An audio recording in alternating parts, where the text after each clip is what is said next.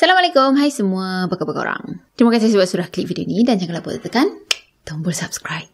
Kembali lagi bersama saya Aa berbagi info dan kisah menarik. Oh, sebelum tu jangan lupa tekan tombol subscribe, tekan loncengnya juga.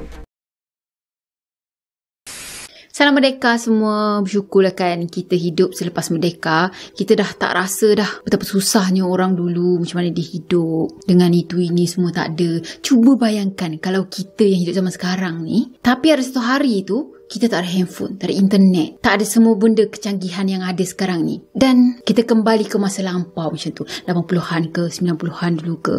Mesti akan rasa sengsara kan. Yelah kita balik kampung sekejap pun dah tak ada internet pun bising. Sayalah tu. Sayalah tu. Tak cakap seorang. Tapi itulah, kita kena selalu ingatkan diri untuk bersyukur. Alhamdulillah, Alhamdulillah, Alhamdulillah. Okey, kisah pejuang tanah air kita pada kali ini, sebab saya menetap dekat Johor, jadi saya teringin untuk ceritakan tentang tokoh yang ada di Johor ni. Tokoh yang dimaksudkan adalah Datuk Bentara Luar Johor. Jadi dah sedia?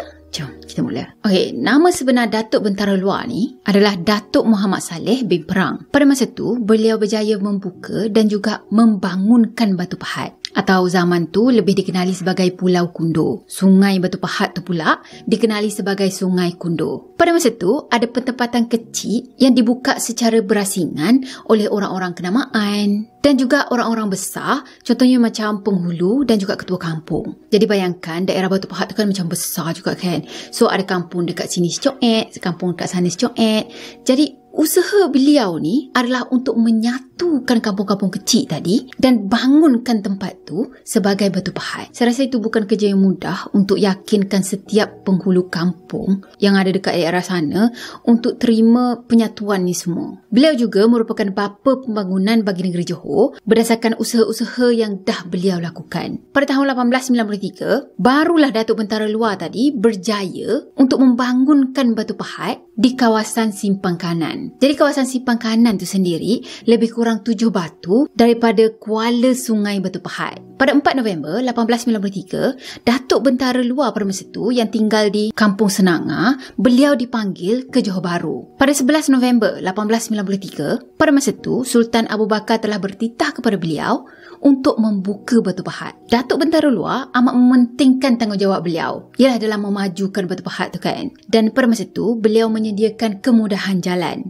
Jadi pembukaan Batu Pahat telah dilakukan pada 1 Januari 1894 dan pembukaan ini sendiri dirasmikan oleh Datuk Bentara Luar dan dihadiri oleh orang-orang kaya, penghulu-penghulu dan orang-orang kenamaan tempatan. Pejabat-pejabat kerajaan juga dah pun diwujudkan dan disusun dengan teratur. Pada masa tu, sistem pentadbiran yang moden digantikan dengan sistem pentadbiran tradisional dengan pegawai-pegawai takbir yang tertentu. Jadi mula daripada situlah Batu Pahat mula berkembang maju, yang mana pada masa tu Datuk Bentara Luar tadilah yang mewakilkan raja dan memerintah Batu Pahat. Tak lama lepas tu, beliau menjadi pesuruhjaya kerajaan dan beliau telah memainkan peranan yang sangat aktif. Pada masa yang sama, orang-orang kampung ni digesa untuk berkebun, untuk bercucuk tanam dan juga untuk membuat parit tali air. Masa tu, pemuda-pemuda asing pun mulalah datang. Diorang mula buka kebun, buka ladang dan juga berniaga di Batu Pahat. Katanya, kebolehan Datuk Bentara Luar ni untuk berbahasa Cina adalah salah satu faktor yang menyebabkan beliau disukai oleh orang-orang Cina. Dan sebenarnya benda tu juga yang menjadi faktor kepada kemajuan ekonomi dan juga harmoni di Batu Pahat. Pada masa tu, pentadbiran di bawah Datuk Bentara Luar berjalan sangat lancar dan juga mengagumkan. Dan hal ni sebenarnya diperakui oleh Ungku Sulaiman bin Daud, yang mana beliau adalah Pesuruhjaya Besar Johor. Jadi pada 21 hingga 24 Disember tahun 1896, Ungku Sulaiman tadi ada lawatan kerja ke Batu Pahat. Jadi pada masa itulah beliau tengok keadaan Batu Pahat dan beliau memperakui tentang kemajuan Batu Pahat pada masa itu. Jadi zaman Datuk Bentara Luar ni berakhir pada tahun 1911. Yang mana pada masa itu, Ungku Ahmad bin Ungku Muhammad Khalid telah dilantik untuk menggantikan Datuk Bentara Luar sebagai Pesuruhjaya Kerajaan Batu Pahat.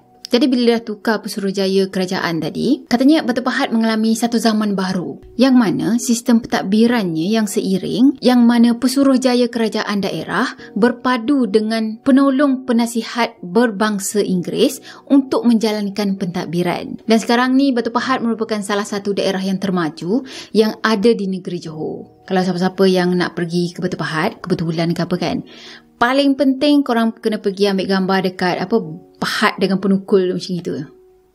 Paling penting. Okay, saya rasa sampai di sini untuk video kali ini. Terima kasih sebab masih lagi setia untuk dengar kisah pejuang tanah air kita ni. Dan tanpa orang dulu, tanpa pejuang-pejuang dulu, kita takkan hidup sesenang sekarang. Jadi macam biasa, kalau korang suka video ni, jangan lupa tekan tombol like, comment, share dan juga subscribe. Jumpa lagi next video. Bye-bye. Assalamualaikum warahmatullahi wabarakatuh. Bye-bye.